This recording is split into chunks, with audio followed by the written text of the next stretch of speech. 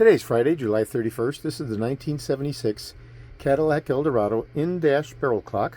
This is for my friend Chris in Washington State.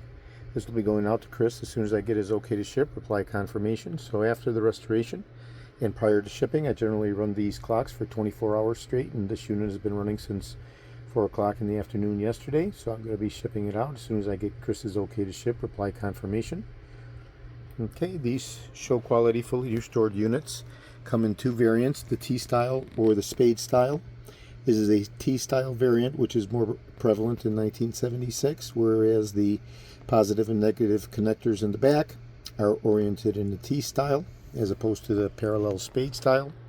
Okay, very important that the customer always specifies the connection type.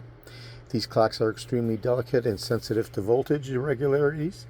Okay, the limiter system inside will slowly begin to deteriorate, and the unit will begin to lose time and eventually stop once the limiter has been corrupted by voltage.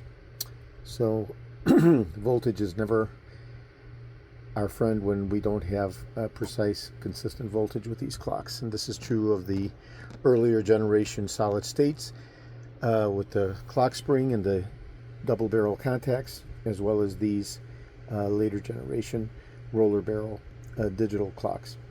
Okay, so this is Eldorado, Georgia, and Florida. Today is Friday, July 31st. I have over 375,000 original vintage parts for Cadillac from 1959 through 1976, all the way through 78 for the Eldorados. I'm best known for my restoration of the Cadillac steering wheels, the tilt and telescopic steering columns, the power seat mechanisms, the instrument clusters, and other critical, hard-to-source original vintage Cadillac items. This is Eldorado, Georgia, and Florida. Today is Friday, July 31st. 4:20 in the afternoon. Thank you very kindly.